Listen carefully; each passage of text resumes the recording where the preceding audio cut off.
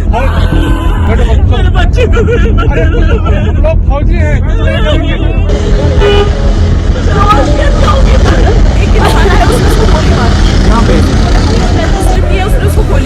कोई बात नहीं।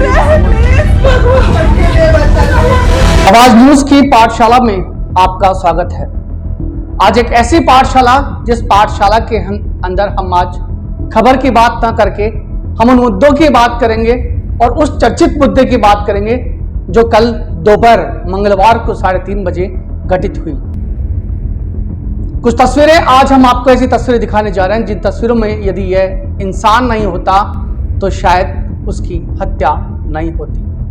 भारत देश के अंदर हम संविधान की बात करते हैं, भारत देश के अंदर हम धर्म की बात करते हैं, भारत देश के अंदर हम भाषा की बात करते हैं, भारत देश के अंदर हम गंगा जमुना तहजीब की बात करते हैं। लेकिन कल जम्मू कश्मीर के पहलगाम के अंदर जो हमला हुआ, आतंकियों के द्वारा जो नरसंहार किया गया, जिसको लेकर आज पूरा देश रोया है।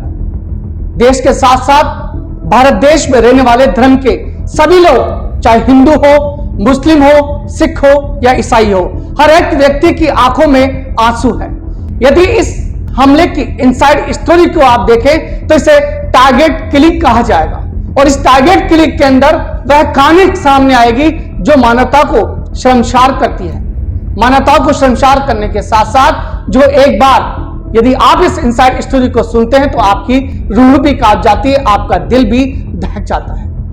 एक ऐसी स्टोरी आज हम आपको बताने जा रहे हैं जिस स्टोरी को सुनकर आपका रूह कांप जाएगी। कल जिस प्रकार से घटना घटित हुई, देश के प्रधानमंत्री नरेंद्र मोदी यूएई के दौरे पे थे, दुबई के दौरे पे थे, अमित शाह को फोन किया गया, इस घटना की जानकारी दी गई तो उनका चेहरा भी एकदम मायूस हो गया, क्योंकि देश का प्रधानमंत्री जिसके मन में यह कल्पना चल रही थी कि मैंने जम्मू कश्मीर से आर्टिकल 370 हटाने के बाद में मैंने जम्मू कश्मीर को भारत का सड़क बना दिया, लेकिन आज उस सड़क के अंदर इस प्रकार से नरसंहार किया गया कि आदमी मौत के घाट उतार दिया। और मौत के घाट उतारने से पहले उसे यह पूछा गया कि बता तेरी जाति क्या है, बता तेरा धर्म क्या है।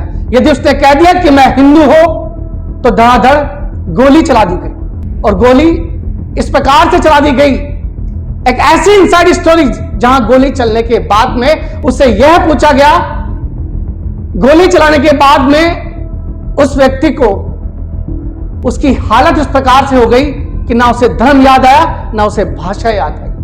गुजरात के कई पर्यटक मारे गए, 26 पर्यटक अब तक मारे जा चुके हैं और आंकड़ा लगातार अभी जारी है, 19 लोग अभी घायल हैं। और सबसे बड़ी बात आपको बता दें कि कल जो आतंकी हमला हुआ तो आतंकियों के द्वारा हर एक इंसान को, हर एक व्यक्ति को, हर एक पर्यटक को यह पूछा गया कि तेरी पैंट उतार और बता पैंट उतारने के बाद में कि तू हिंदू है।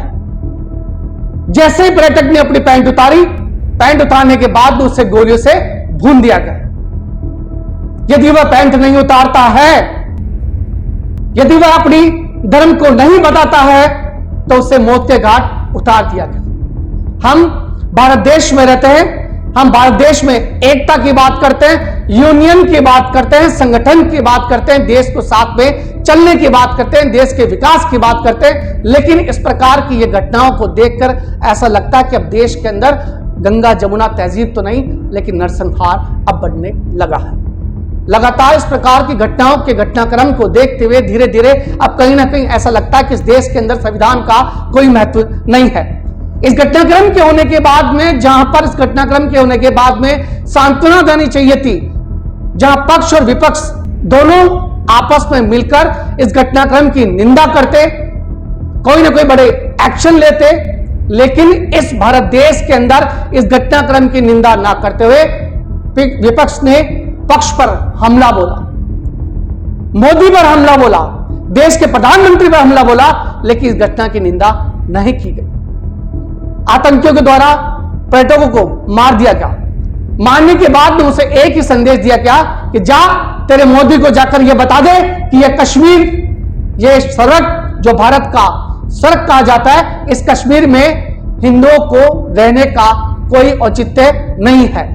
यह कश्मीर हमारा है, यह कश्मीर हमारा है। 370 आर्टिकल हटने के बाद में ऐसी द्वेष की भावना पैदा हुई कि आतंकियों के द्वारा उस कश्मीर के अंदर रहने वाले लोगों के अंदर जो भय आज भी कांपने लगा है। साथ ही ऐसे पर्यटक जो गुजरात से थे, कर्नाटक से थे, पश्चिम बंगाल से थे, जो घूमने के लिए आए थे, उन लोगों को धर्म का नाम पूछकर उसे मार दिया गया। जाति धर्म को लेकर जिस प्रकार से इस देश के अंदर जो भेदभाव चल रहा है, आज वही सामने आ चुका है कि अब यहां रहना औचित्यपूर्ण नहीं है।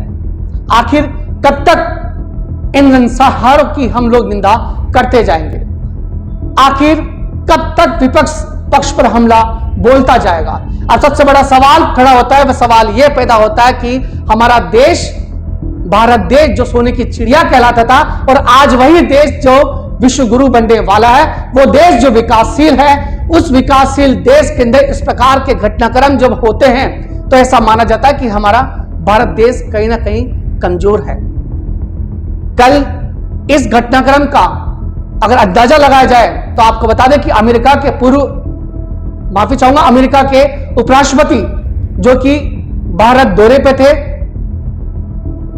भारत देश के प्रधानमंत्री दुबई दौरे पे थे, अमित शाह जो भारत के गृह मंत्री हैं लगातार वर्किंग कमेटी की बैठक में थे, और इसे निशाना साधते हुए आतंकियों के द्वारा घटना का अंजाम दिया गया। मैं आवर न्यूज परिवार की तरफ से जो इस घटनाक्रम के अंदर जो पर्यटक मरे गए हैं, उन सभी को श्रद्धा सुमन अर्पित करते हैं। और एक पुरानी कहावत भी है, मजहब नहीं सिखाता आपस में वे रखना, हिंदू है हम वतन है यह हिंदुस्तान हमारा।